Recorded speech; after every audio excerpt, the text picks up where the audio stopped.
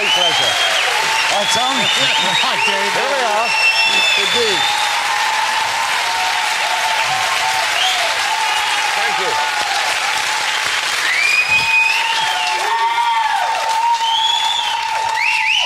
One or two from Brixton in tonight, eh? Just a couple, yeah. Just one or two, A couple of back on some. Actually, I think I recognise a lot of people from Hatfield there.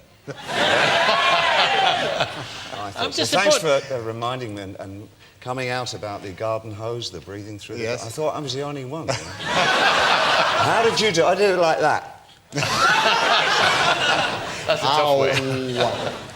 I'm disappointed. I was told he might appear wearing the Little Richard jacket. Eh? Yes. Your great hero, which now you've acquired.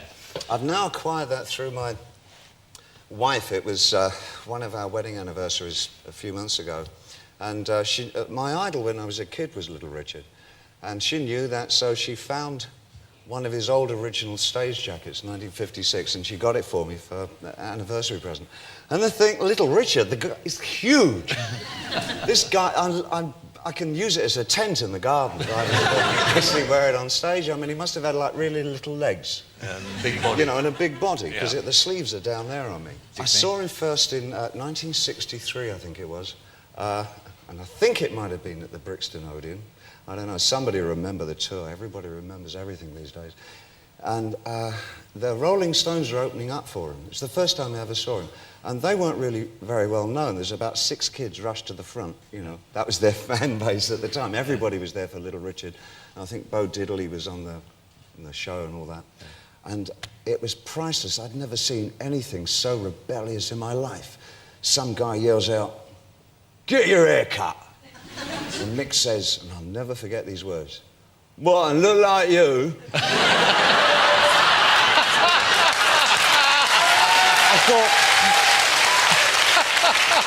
I thought, oh my God, this is the future of music.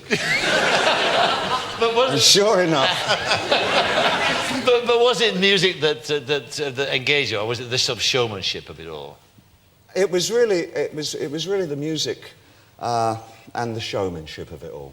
the two. It was the combination, I think. I mean, I remember my mother was really. She didn't realise what she was starting, but she would always say at breakfast, "Oh, I could have been a singer, you know." And then she'd sing, and there was this thing on radio, Two-Way Family Favourites, I remember, on a Sunday, when I was about 6. And every Sunday, without fail, this thing by Ernest Luft was sung, and it was "Oh, for the Wings of a Dove." That's the boy soprano. He was a boy soprano. Oh, yeah, he's dead now, isn't he? Yeah, he's dead. Yeah, and he was, what, 90 when he died? His voice went before he died. Oh, is that what it is? And my mother would say, "Oh, for the wings of a dove, far away, and all this." And she was really good, and I thought, that's, you know, maybe she would be a singer. You know, she'd be a great singer. Yes. So that was like one of my first influences, I think, was Ernest Luft. Oh, for a wings. But I mean, there you were in Brixton, and then in Bromley. And then in Bromley, yeah. Then in Bromley. I mean, and it was just that one moment, was it seeing Little Richard, that decided this is the It was life seeing for me, Ernest lads. Luft, actually. Seeing I went Ernest along to Luft the with church that, and I saw him yeah. singing along there, and I thought, oh, that's what... But there were weird notes in that, and there were other things on the radio that really committed me to the idea of music, because it was the pieces of music that didn't... They kind of broke my expectations. I remember also in those days there was Holst's Planet Suite got played a lot, especially Mars. As the do. And those notes were so weird. It didn't follow anything that I knew, you know. And songs like that and pieces of music where the notes didn't go the right way really got me, like Tubby the Tuba. Remember Tubby the Tuba? I do, yeah. Sparky and the Magic Piano. No, that had a regular, that was a kind of a... Sorry, I mentioned that. Right. No, not Sparky the Piano. Tubby the Tuba. Well, that one.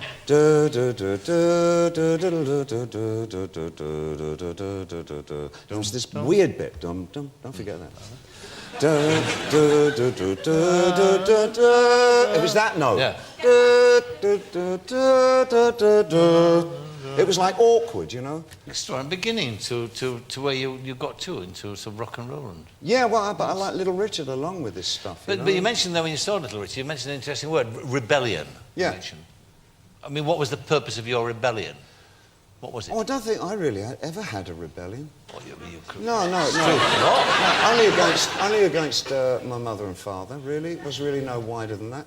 You know, it wasn't against the world generally. I wanted to get a lot of the world. I wanted as much as I could get, so... Well, what was wrong with your mum and dad? They fuck you up, your mum and dad. That's what Larky said. But do you believe that to be true? With my mother, yeah. My dad was very... They fuck you up, your mum and dad. Yeah. They may not mean to, but they do. And they fill you full of faults they had. And they add some extra just for you. The last verse is great, though. What was the last verse? Do you remember? I don't. It's man hands misery onto man. It deepens like a coastal shelf. So get out as soon as you can and don't have any kids yourself. Now that's an English poem, isn't it? So you didn't like your mum and dad or what they'd done to you? Wings of a dove. There's yeah. a funny note in that one, you see. Yeah. Weird, isn't it? So what I'm trying to get at now, I'm even more confused than when I first started, but... Oh, you don't know? I confuse Mr. myself Hanks is sometimes. totally confused. No, he's not. No, I'm don't still let the suit fool you. Yeah, I'm still going through Tubby the Tuba in my head. Where did Ziggy Stardust come from? Oh Lord, I don't know. Was that the rebellion? Was it that was creating this kind of alter ego? Well, you know, the thing is, I never really wanted. I never thought that I could sing very well, and I used to kind of try on people's voices if they appealed to me. When I was a kid, about 15, 16, I got into Anthony Newley like crazy because a couple of things about him. One, before he came to the States and did the whole Las Vegas thing, he really did bizarre things over here. A television series he did called The Strange World of Gurney Slave. I remember it. Which was so odd and off the wall. And I thought, I like what this guy's doing, where he's going. It's really interesting. And so I started singing songs like him, but I was reading a lot of stuff like by the Angry Young Men generation, you know, and Keith, who is it?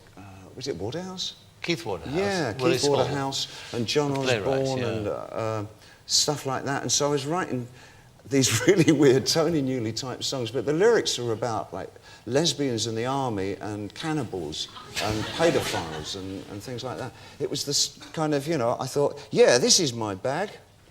This is what my career is going to be like. And the first album really is the most extraordinary piece of work in that way. Yeah. I mean, utterly forgettable, but it's...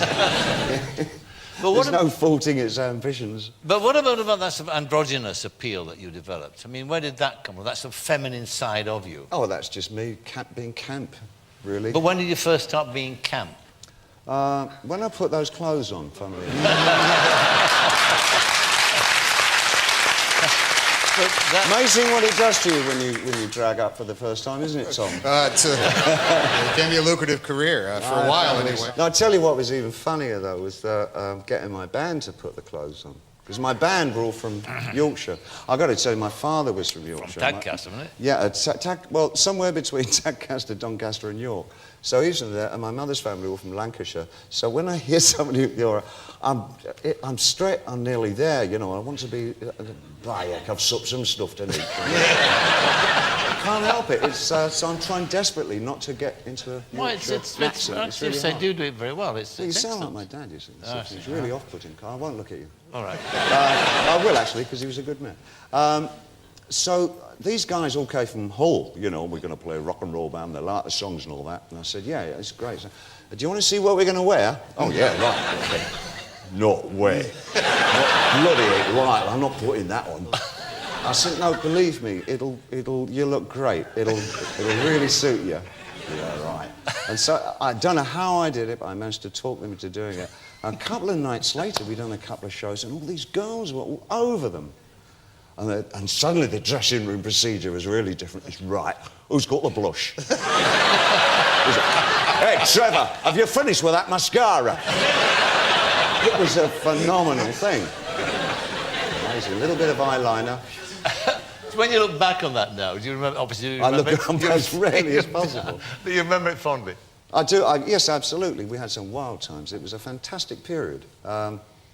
We had no idea what we were doing. We really didn't know which way the whole thing was going. I just knew that I was getting bored very quickly. That's the great tragedy of it, I suppose, in my eye, well, no, not really, because it was great to let go of it, but I tend to grasshopper about. My attention span is very short, as you can probably gather. There was a period after, we were only together for 18 months. The whole thing was over in 18 months, the whole Ziggy Stardust thing. And a good halfway through, 9, 10 months into it, I knew it was over already, and I just wanted to move somewhere else. There's a new kind of music I wanted to write, something, a different kind of theatricality I wanted to bring into it, and all that, and it was... the last few months I was really like treading water. I couldn't wait to finish. And you know, the amazing thing is that you nearly threw all that away, all that creativity through drugs, and you got through it in the end. Well, I guess all that period was pretty fine, you know. It's the later years, the later part of the 70s. But my story in terms of drugs and the alcohol and all that is no different to anybody else's, and it's almost a textbook story. So. Except you survived it. Yeah, well, a lot of us did, you know. I'm not the only one by any means. Just tell me, because it's fascinating research. Right. So you saw a guy on CNN, a doctor was talking about the effect that cocaine had on the human brain. I don't know if it changed your mind about drugs, but certainly had an effect of making you not want to take drugs. Oh, that actually, yes, no, that didn't put me off at all, actually, when I saw that. I saw that it was in the 70s, and I saw that and I said, whoa, too cool. I mean, it was like, there was showing a brain of cocaine users and all the holes that were in it. They're great, huge holes. I thought, yeah, that's me. It didn't occur to me that this was a bad thing. I mean, that didn't come for quite a while later. Really. And what started the change? What was it?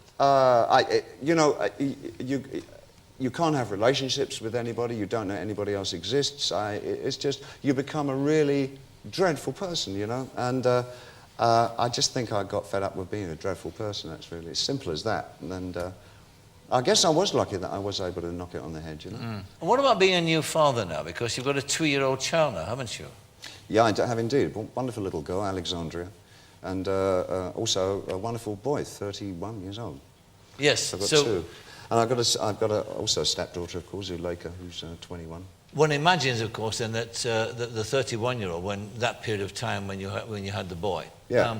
That in fact you were kind of an absent father in many ways. I was. I mean, you know, I was on tour all the time. I was very ambitious. I was young. I was keen to go and do these stage things. And I was just whizzing around the world half the time, you know. And now, of course, you've got time to sort of relive that, in fact, recapture Absolutely. it. Yeah. I mean, I was very lucky in a way. I mean, the marriage, of course, went hopelessly wrong very early. But Joe was with me since he was 5, 6 years old, so I was kind of a one-parent family since he was that age. Are you a sort of new-age father now? Are you a nappy changer? Come on, no, I'm ridiculously Victorian. I'm absolutely hopeless at that kind of thing. I've got a huge admiration for guys who can get in there like that. I just can't. I mean, well, I didn't. My wife didn't let me, which was great. She was, oh, get out of here, you know, and she was like pinning and wrapping things up, and, you know, I knew there was some kind of, something in there was being prepared, and at the end of it all, my little daughter came out. It was great. But I'm good at saying, this is a book, and we're going to look at this, and, you know, come to this museum, and I'm kind of fairly good like that, I think. Yes. What about, how much now is left of the lad from Brixton, do you think? Not very much, I think. I mean, you know... What moves on? I mean, I never became who I should have been until maybe 12, 15 years ago. I spent an awful lot of my life, as I think most people in so-called entertainment industry, actually looking for myself, you know, and understanding what it was that what I existed for, what was it that really made me happy in life, and who exactly I was, and who are the parts of myself I was trying to hide from a lot. You know, it's like exposing yourself. And I think a lot of us are, one, dysfunctional in show business, pretty dysfunctional, and two, in huge senses of denial about who we are and where we exist in the world. There's some kind of traumatism often goes on in our childhoods, I think, that makes us crave some kind of strange affection, you know. It's sort of, and often you'll find that the person who craves a lot of affection actually isn't terribly good at giving it. And I found that all my life, especially in the 70s. I was like that. I really wanted to sort of, you know, be very emotionally involved with people. I didn't know how to do it. You know, my parents were like that. And I guess you kind of, as they say, Larkin's right in that way. You know, they pass on a lot of faults. Yeah. Do you buy that, Tom? Yeah, I think it's very true. We're in a narcissistic business. We're constantly figuring, how do I do that? What do I have to do next? Let's talk about me. Enough about me. What do you think of these shoes? Are these good shoes that I should wear? That's right. It's like that. What about, and the other thing too, is the kind of problems that your children have in dealing with this kind of narcissistic approach, if you like, because the animal is that, whichever way you look at it, they can observe this kind of, the effect that fame has on you, and the way that people react differently to you than they do to other people. That's something you can't really tell them about, isn't it? I mean, they have to sort of make their own mind up about that. Is it as casual as that, or are there things you can do? I think, well, in my situation, I think my son watched me grow up, you know, which is kind of, it was very strange for him in some ways, and sometimes I feel there's almost a protective quality about him when he's with me, you know, which is kind of He's nice. looking after you? Yeah, well, he's not, but he is, you know what I mean? Yes, I It's do. like, I do know. It's, but I also feel the same way. I really want to protect him too. Let's hear a classic song of yours, Life on Mars. But first of all, before we hear that, tell me how you came to write this song. Well, when I was just a little sprog. Would you do it in a Yorkshire accent, all of it? No. I can't do the accent. I was with a music publishing company, and they were passing me songs, lots of them from the, I was going to say from the Orient.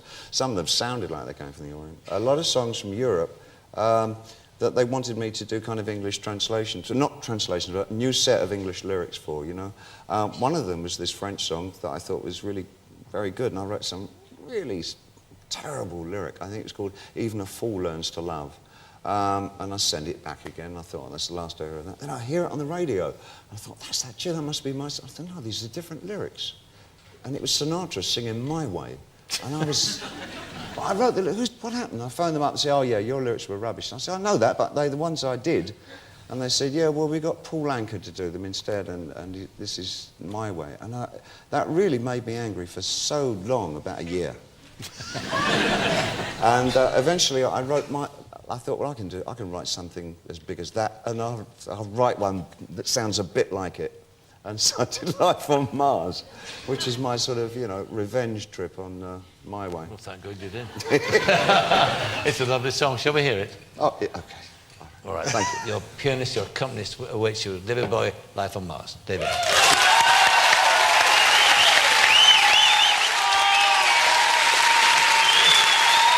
Thank you, Margaret.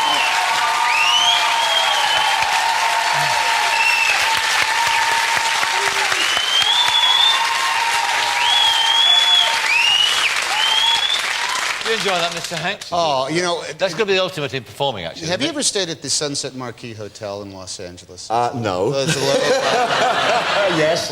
legendary place. Well. Legendary place. Yeah, And been to a few parties. I've gotten lost there a few times. Yeah. But the patio is split right in half. There's actors on one side and there's musicians on the other.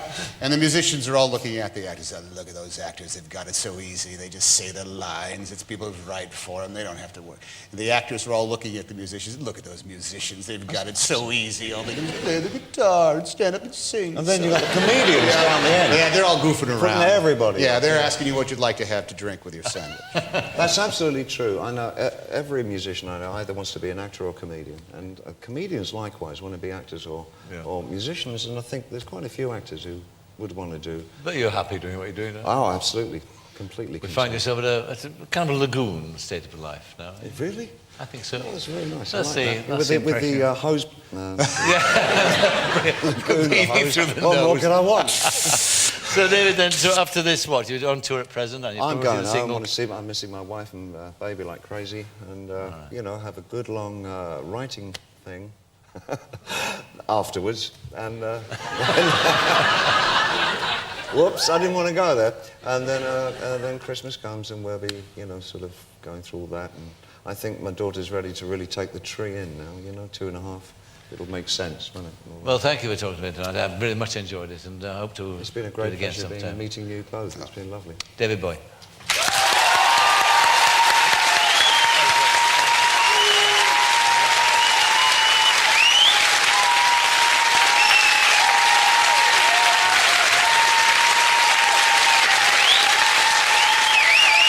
Thanks to David Bowie and to Tom Hanks. Next week, my guests are Michael Palin.